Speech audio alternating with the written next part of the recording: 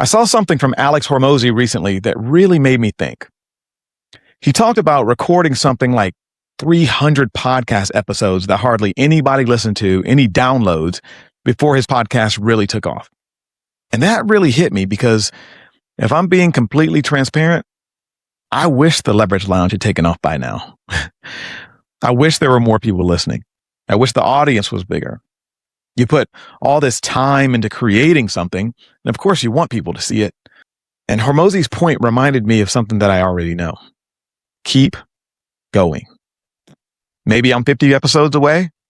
Maybe I'm 300 episodes away. I have no idea. But then I started thinking about it from a completely different perspective. What if I'm measuring the value of all of this by the wrong audience? Because I really do enjoy doing this.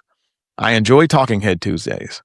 I enjoy having a place where I can just talk about whatever I'm thinking about, whatever I'm working on, what I'm getting right, what I'm getting wrong. And if you follow me, you know my social media isn't just about real estate. You'll see my wife. You'll see my kids. You'll see our vacations. You'll see the places that we go. Sometimes you'll see my kids saying something hilarious when they don't even know I'm recording. I've hired people to help me to stay consistent. I pay to have these videos professionally edited. Obviously, there's a business reason for doing some of that. But lately I've realized I'm building something else without even knowing it. I'm building a record of my life. And I'm building a record of me for my kids. Like my kids are 8 and 12 right now. They know daddy as the version of me that they understand today. But there's so much more about me that they really won't understand until they're older.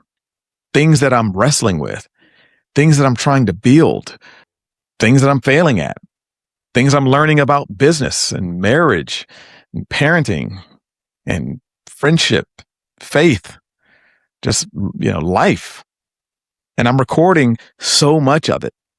20 years from now, they'll be able to watch these videos. Maybe I'm sitting beside them when they do. And maybe I'm not. Only God truly knows what tomorrow will bring. But they'll hear my voice. They'll know what dad thought about some things. They'll see what mattered to me. They'll see themselves growing up in the background of this life that we were building together. And man, that's pretty incredible when you think about it. Because I think about my grandparents. How cool would it be to have hundreds of videos of my grandmother when she was young? Or to see my grandparents raising my mom and her siblings? To see the vacations that they went on? Watch them laughing together and just playing with their kids and, just living. I'd watch every second of that. I actually do have some videos of my grandfather. He was an accomplished author. And so I have his book, and there are some interviews where I can watch him talk about his work and hear his thoughts on that kind of stuff. I'm incredibly grateful for those. But you know what I'd really love to see? The dad side of him. I'd love to see him being a father to my mom. I'd love to see him being a husband to my grandmother. I'd love to see the ordinary version of him that nobody thought was important to put on camera. Because his accomplishments tell me what he did. Those moments would tell me who he was. And that's where the whole thing changed for me. Maybe the Leverage Lounge doesn't have the audience I want it to have yet. Maybe Talking Head Tuesday never gets millions of views. I'm still going to work to grow them. I'm still going to study what's working. I'm still going to try to get better. And I'm going to keep on showing up. I'm not using legacy as an excuse not to pursue growth, but I'm also realizing that views aren't the only return I'm getting from what I'm creating. We're one of the first generations in history with the ability to leave this kind of legacy, this kind of record of ourselves behind.